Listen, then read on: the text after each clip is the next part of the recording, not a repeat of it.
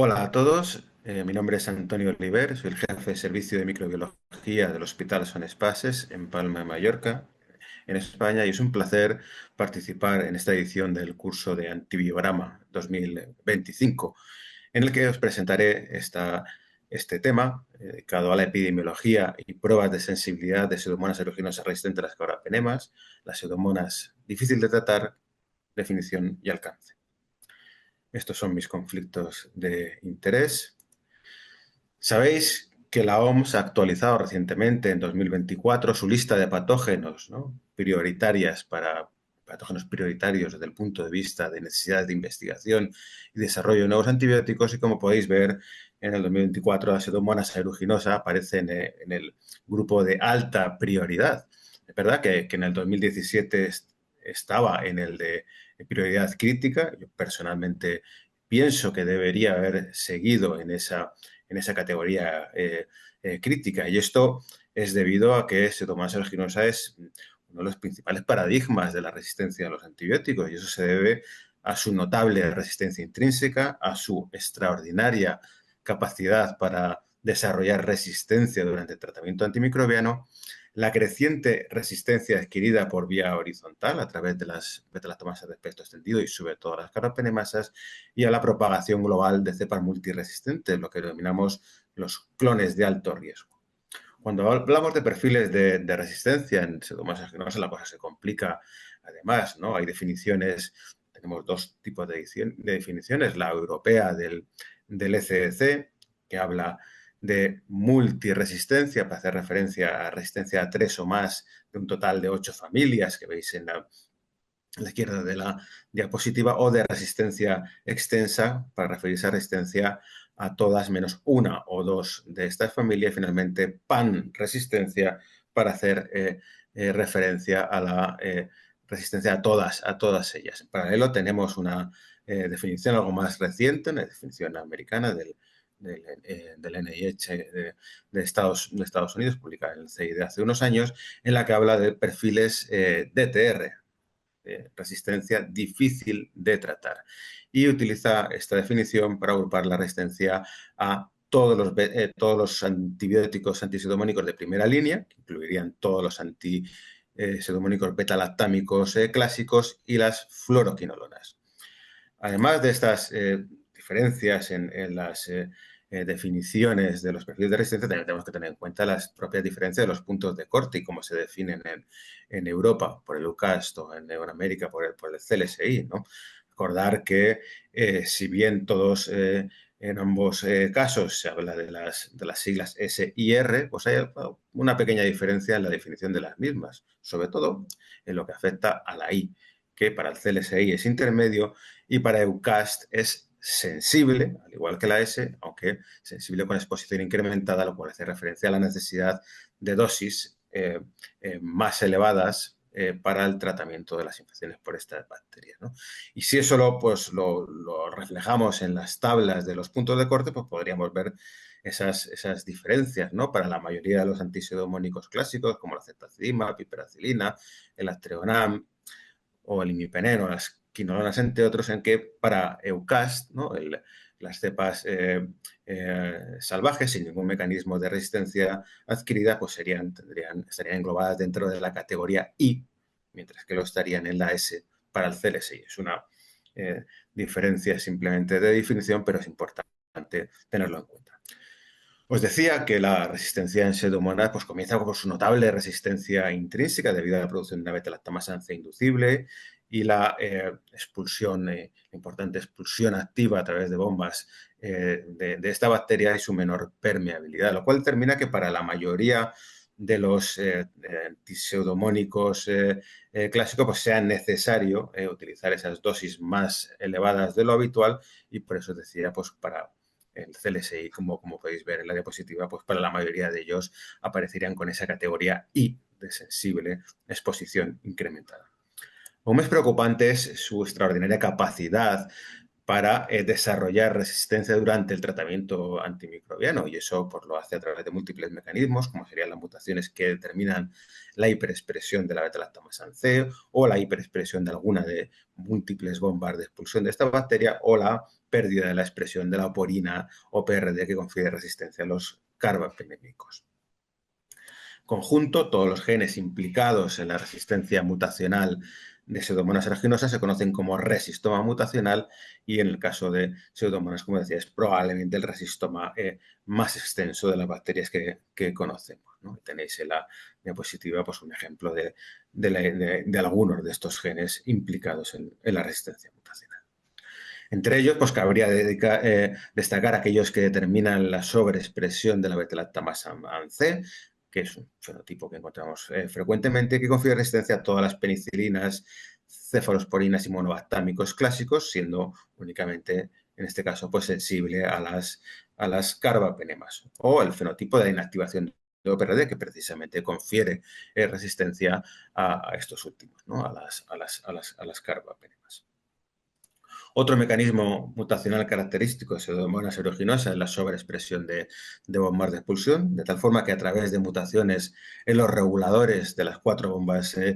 principales, que son MEX-AB, MEX-CD, MEX-F y MEX-XY, se producen fenotipos de resistencia característicos, siendo el que tiene un perfil de afectación de antibiótico beta-lactámico más amplio, la hiperexpresión de MEX-AB, y, por ejemplo, pues es la única bomba que afectaría a los aminoglicósidos sería MEX-XY. Además de la resistencia mutacional, cada vez nos preocupa más la resistencia transferible en esta bacteria, y particularmente las beta-lactamasas transferibles, que incluyen las penicilinasas clásicas, que pueden ser bastante frecuentes en esta especie, sobre todo las tipo OXA, OXA2 o OXA10. Un poquito más preocupante son las beta-lactamasas de espectro extendido, que en el caso de las pseudomonas, sobre todo, estaríamos hablando de las PER o las OXAs de espectro ampliado, por ejemplo. Y sobre todo, en cuanto a la beta-lactamasa transferible, nos preocupan las carbapenemasas, tanto las carbapenemasas de clase A, como las de tipo G o las KPC, y especialmente las carbapenemasas de clase B, las metal o beta-lactamasas como las PIM, las NDM, etc. Todos estos genes de beta-lactamasa están ubicados en elementos genéticos transferibles, junto con otros determinantes de resistencia a antibióticos. Sabemos que además existen reservorios ambientales de estos determinantes o estos elementos transferibles, especies relacionadas con la Pseudomonas aeruginosa, como puede ser Pseudomonas putida, y que estos determinantes de resistencia frecuentemente se asocian o se transfieren a los denominados clones epidémicos, y a partir de ahí pues, se propagarían a nivel internacional. Hace ya algunos años que tuvimos la oportunidad de establecer cuál era la situación a nivel mundial, ¿no?, de estos clones epidémicos de Pseudomonas aeruginosa y cómo se asociaban con beta-lactamasas adquiridas, particularmente la carbapenemasa, y este sería, lo que veis en la diapositiva, el top 10 de los principales clones de alto riesgo. Veis dónde están distribuidos y con qué carbapenemasa se asocian, ¿no? Gracias a diversas iniciativas, principalmente a nivel europeo, pues vamos actualizando este catálogo, ¿no?, o esta información de la distribución de estos clones, ¿no?, y con qué carbapenemasa se asocian, y como veis es algo que va creciendo, y en los últimos años, sobre todo, pues está aumentando carbapenemasas del tipo KPC, y de las NDM serían las que más están aumentando a nivel mundial. Sin duda, el clon de alto riesgo, que tiene una distribución mundial más amplia y se asocia con una mayor diversidad de beta-lactamasas adquiridas, especialmente de carbapenemasas, es el 7235, y en segundo lugar pues tendríamos el S711. No obstante, hay algunos clones de alto riesgo que dan perfiles XDR o DTR, ¿no?, como sería el caso del S775, en el cual generalmente ese perfil de resistencia no se debe a beta-lactamasa adquirida o determinante de resistencia adquirida, sino a combinaciones de mutaciones cromosómicas específicas, ¿no?, como veis en esta diapositiva, mutaciones que determinan la hiperexpresión de ANCE, la pérdida de OPRD, hiperexpresión de bombas de expulsión, etc., ¿no? Y, por ejemplo, este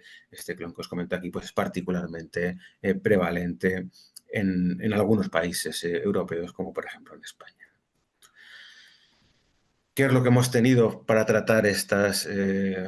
cepas resistentes de pseudomonas aeruginosa en la última década, pues básicamente estas dos moléculas, el ceftriaxona, tazobactam y la ceftazimibactam, y si comparamos la actividad y la estabilidad frente a los mecanismos de resistencia de pseudomonas aeruginosa, podríamos decir que el ceftriaxona tiene algo mayor de actividad intrínseca debido a su mayor afinidad por las PDPs y mayor estabilidad frente a la expulsión por bombas de achique. Podemos decir que los dos compuestos son muy estables frente a la hidrólisis por la beta-lactamasa C, mientras que ninguno de ellos tiene actividad frente a las carbapenemasas de clase B, frente a las metalobeta-lactamasas.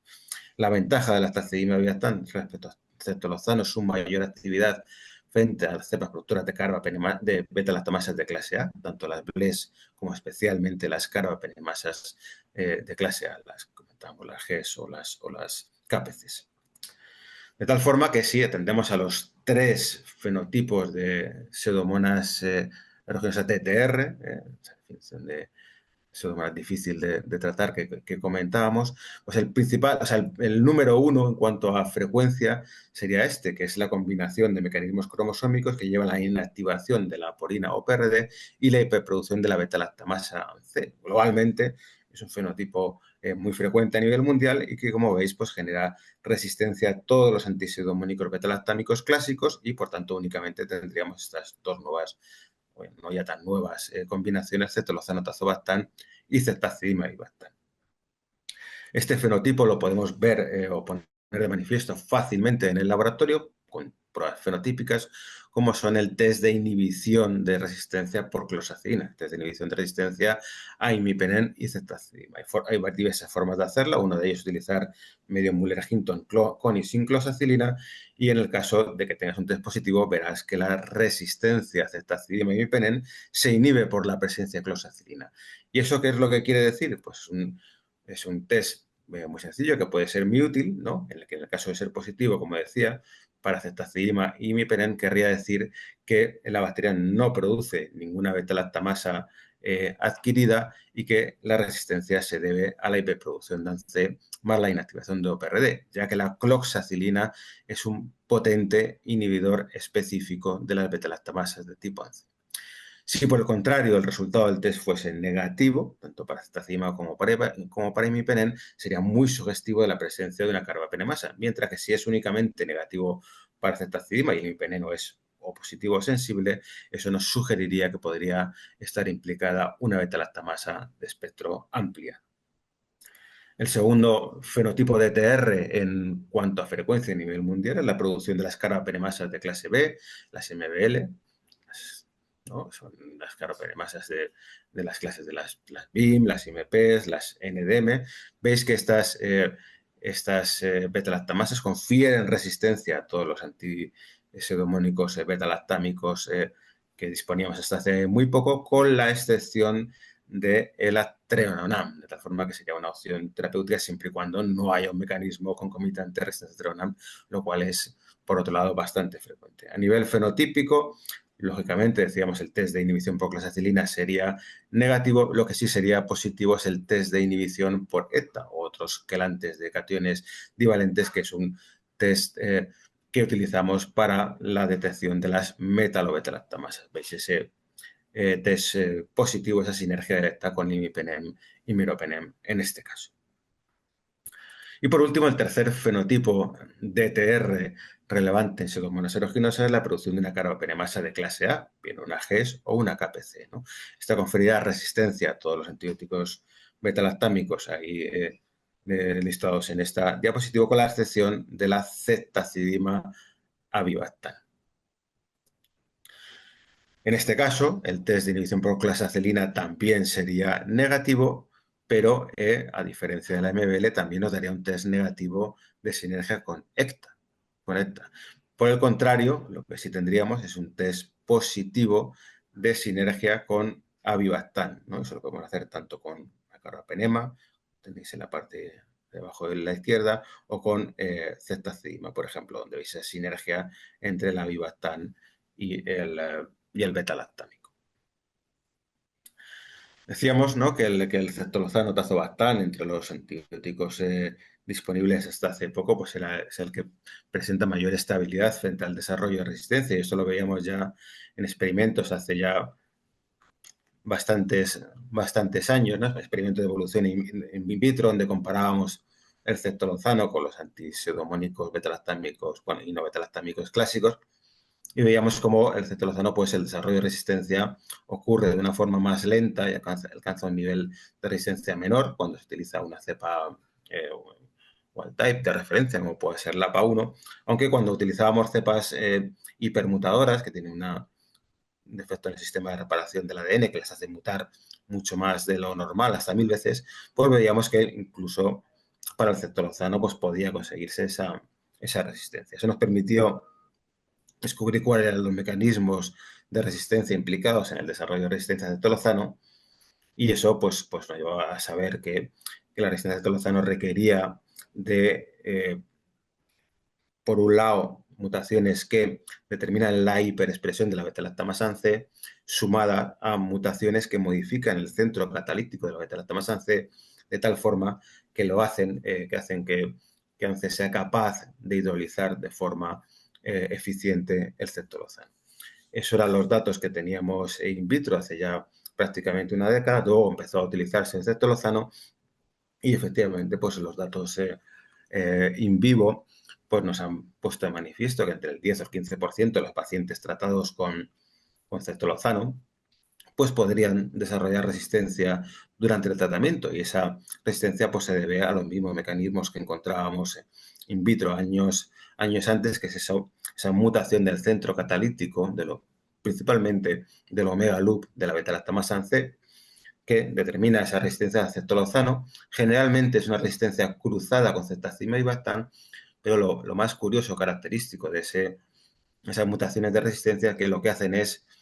recuperar o restaurar la sensibilidad a las carbapenemas, ¿no? De tal forma que las cepas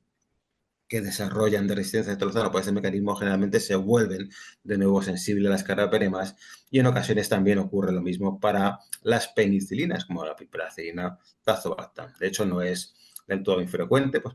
tener un caso como este que veis en la diapositiva, de una cepa resistente a todos los antisedomónicos metalactámicos clásicos, pero sensible a ceftriaxona y ceftriaxona, que después de un tratamiento con uno de estos dos antibióticos, pues debido a la selección de estas mutaciones en ANCE, pues acabaríamos con un fenotipo como este que veis en el lado derecho, ¿no? Una cepa resistente a ceftriaxona y ceftavid, pero sensible a las carbapenemas y en este caso también a las penicilinas. Un fenotipo que hubiésemos considerado muy raro, pero que hoy día empezamos a verlo con cierta frecuencia. Otro mecanismo emergente de desarrollo de resistencia durante el tratamiento con ceftriaxona o ceftaximib y bactam son las mutaciones en el centro catalítico, pero esta vez de las betalactamasas de tipo OXA, como la OXA2 o la OXA10. Son penicilinasas, como os comentaba antes, muy frecuentes en pseudomonas, que no afectan a los betalactámicos de amplio espectro de forma natural, pero que a través de mutaciones en el centro catalítico, pues se genera lo que se denominan las OXAs de espectro extendido, y esas generan resistencia cruzada a ceftriaxona y a ceftaximib y bactam. Generalmente, además, estas mutaciones, al igual que ocurría con la beta-lactamasa C, cuando ocurren estas mutaciones, disminuye la actividad sobre las carbapenemas. Aquí tenéis algún ejemplo en la parte de abajo de la diapositiva. Disminuye de forma notable la CMI en este caso, sobre todo, del meropenem. Eso ocurre con los derivados de OXA2 y también con los derivados de OXA10. Otro mecanismo emergente importante, ¿no?, de desarrollo de resistencia a ceftaxima, a bactam, es el que vemos en las carbapenemasas de clase A, que frecuentemente se tratan con este antibiótico, ¿no? De tal forma que, por ejemplo, ¿no?, las carbapenemasas de clase A de tipo GES, que lo más común es la GES5, un estudio reciente, pues pudimos documentar el desarrollo de resistencia a ceftaxima y bactam aproximadamente en el 10% de los pacientes que producían este tipo de carbapenemasas, ¿no? Y en 3 de los 4, la resistencia se debió a una mutación en el centro catalítico de la carbapenemasa GES5, que lo que hace es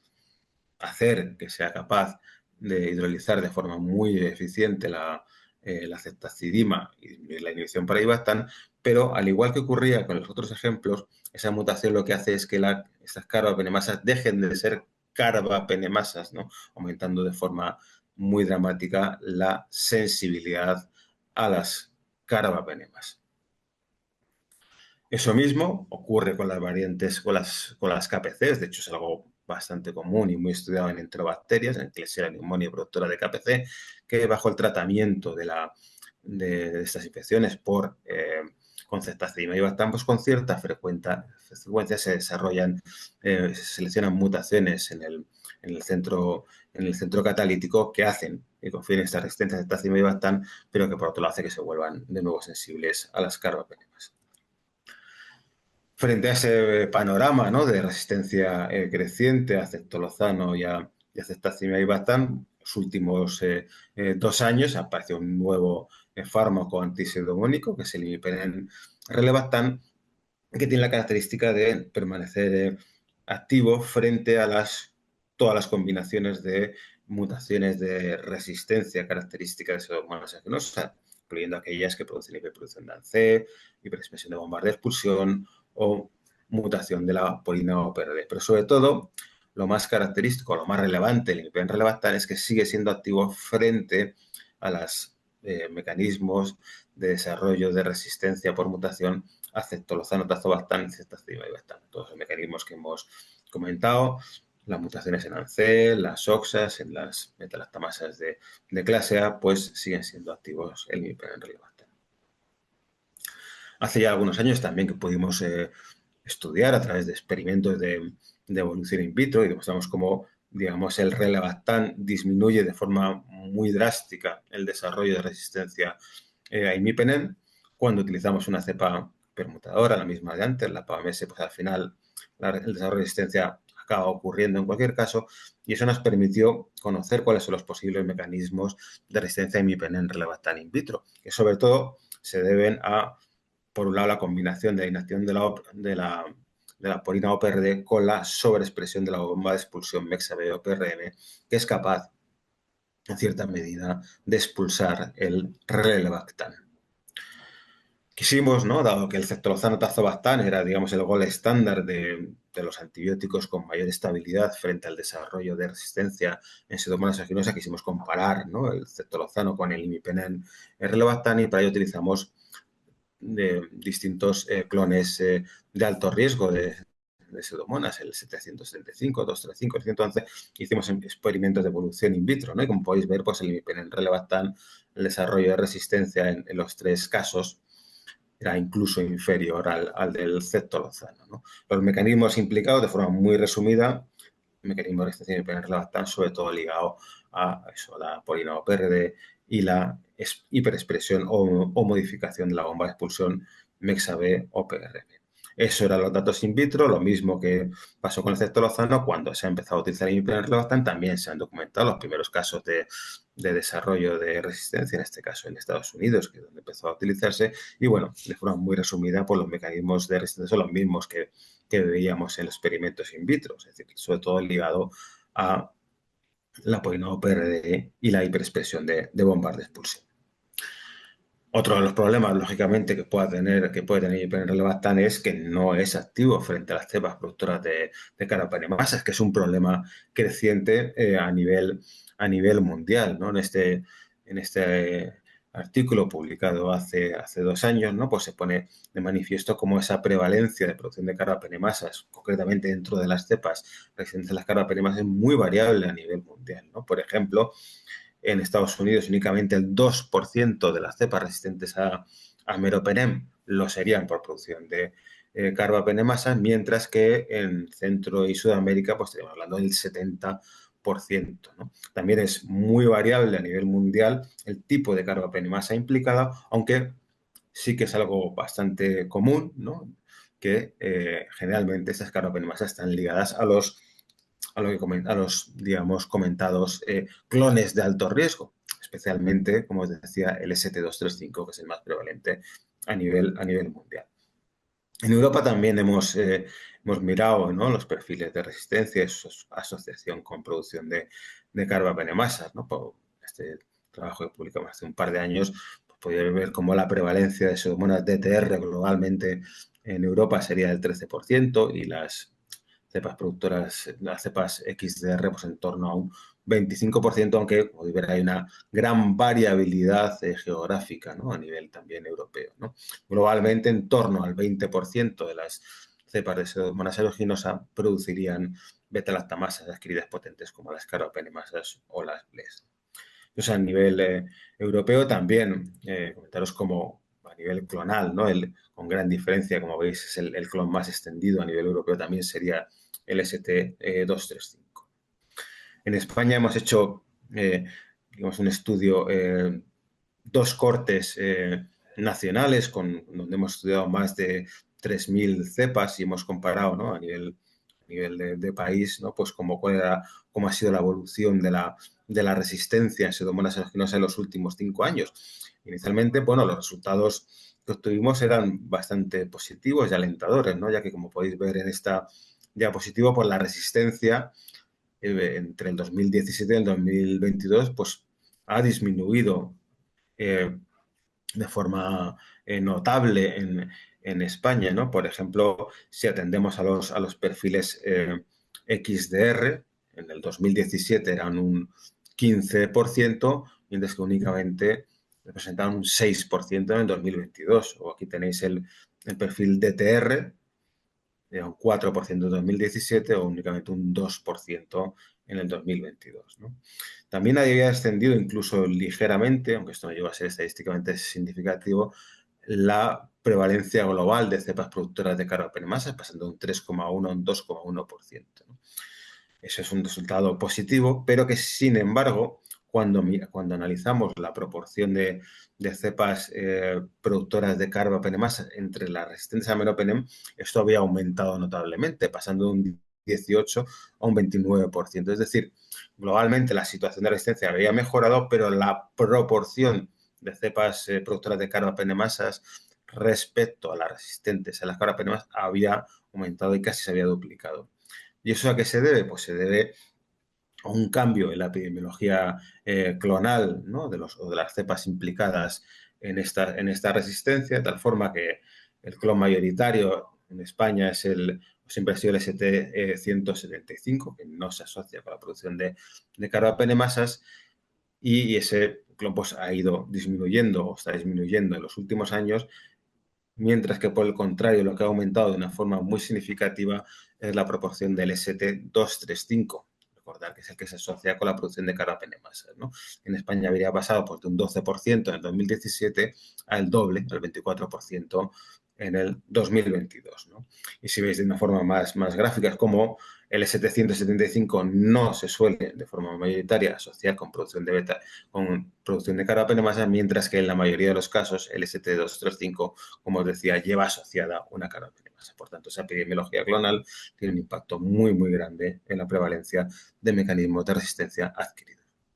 Finalmente, la última molécula que entra a jugar de forma reciente un papel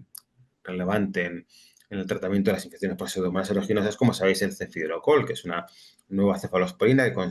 combina radicales prestados de la ceftazidima o del cefepime, pero que sobre todo incluye este residuo catecol, ¿no? Que digamos que es capaz de unir hierro y, por tanto, es capaz de actuar como sideróforo. Y eso, a efectos prácticos, lo que determina es que el cefidrocol se puede, digamos, introducir de una forma muy eficiente a través de los sistemas de transporte de hierro, lo cual hace que alcance concentraciones muy elevadas en el espacio periplásmicos, y esas concentraciones pues, van a saturar cualquier beta-lactamasa presente en el periplasma, y al saturar la beta-lactamasa, pues el antibiótico se va a poder unir de forma eficiente a las PEPs, la diana de los beta-lactámicos, incluido el cefidrocol. Esto lo que determina es que el cefidrocol tenga una actividad muy elevada frente a Pseudomonas aeruginosa, incluyendo las cepas resistentes a carbapenema. Es un estudio multinacional en el que cifras de cerca del 98% de las cepas resistentes a carbapenemas serían sensibles al cefidrocol y ello incluye, entre ellas, obviamente, las cepas productoras de carbapenemasas, incluyendo las cepas productoras de metalobeta-lactamasas, que actualmente pues, no tendrían otra alternativa. Sabemos en los últimos años, vamos aprendiendo que hay, ¿no? Que a pesar de esta excelente actividad de cefidrocol, pues a través de la combinación de varios mecanismos de resistencia, pues se puede desarrollar resistencia, ¿no? Y generalmente estaríamos hablando de combinaciones de mecanismos que incluyen la inactivación de alguno de los sistemas de transporte de hierro, ligado además o sumada a la producción de alguna beta-lactamasa con actividad cefalosporinasa potente. Y ello incluye pues, las mutaciones en el centro catalítico, en el bucle omega de ANCE, la beta-lactamasa de espectro extendido o las carbapenemasas, especialmente las NDM serían las más potentes, digamos, con actividad más potente frente al cefidrocol. Se ha comparado, ¿no? en diversas colecciones la actividad in vitro con la de otros de los antipseudomónicos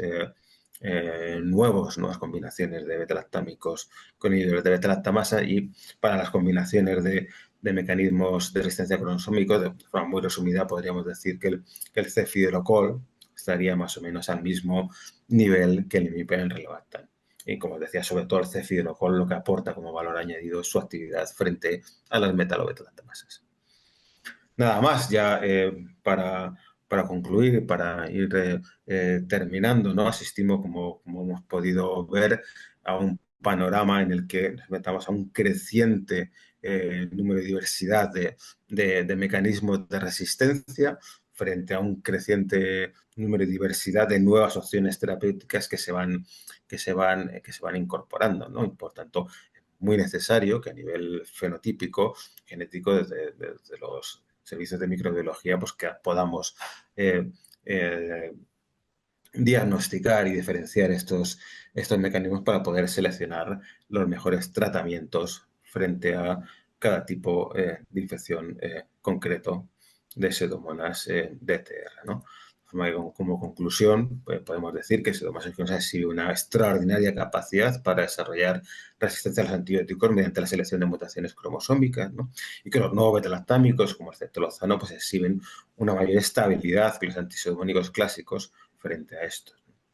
Más podemos decir que Pseudomonas aeruginosa XDR o DTR pues representa un problema cada vez mayor en los hospitales de todo el mundo y que ello está ligado a los denominados clones de alto riesgo epidémico, ¿no? Y que por tanto analizar la epidemiología local es algo crucial para entender el impacto de estos clones y sus mecanismos de resistencia subyacente. Si bien, como decíamos, la producción de carbapenemasas es un problema cada vez más preocupante, a nivel global todavía la resistencia a beta-lactámicos es causada con mayor frecuencia por mutaciones, principalmente aquellas que combinan la inactivación de OPRD más la sobreexpresión de ANCE y o bombas de expulsión. Concluimos también que la resistencia a ceftolozano y o ceftazidima y bactán puede ocurrir o puede darse durante el tratamiento de las infecciones por Pseudomonas XDR-DTR y que se debe principalmente a la selección de mutaciones en el bucle omega de ANCE o en el centro catalítico de algunas beta-lactamasas adquiridas, como son las de tipo OXA o incluso las carbapenemasas de clase A, las GES o las KPCs, ¿no? Característicamente, este desarrollo de resistencia se asocia con el desarrollo de sensibilidad colateral a las carbapenémicas, lo cual puede ser un dato de interés a tener en cuenta. Finalmente, el imipenem relevantán también presenta una alta estabilidad frente a los mecanismos de resistencia mediados por mutaciones cromosómicas, ¿no? Incluso mantiene actividad frente a aquellos que conducen resistencia a ceftolozano, ceftazidima y bactán, mientras que finalmente podríamos decir que el cefidrocol sería la única opción que ofrecería una cobertura muy útil frente a las cepas productoras de metal o beta-lactamasas. Nada más, simplemente terminar agradeciendo, ¿no? la contribución de todos los investigadores y microbiólogos clínicos del Departamento de Microbiología, Unidad de Investigación del Hospital Son Espases y a todas las entidades que financian las investigaciones que llevamos a cabo. Muchas gracias, un saludo y hasta pronto.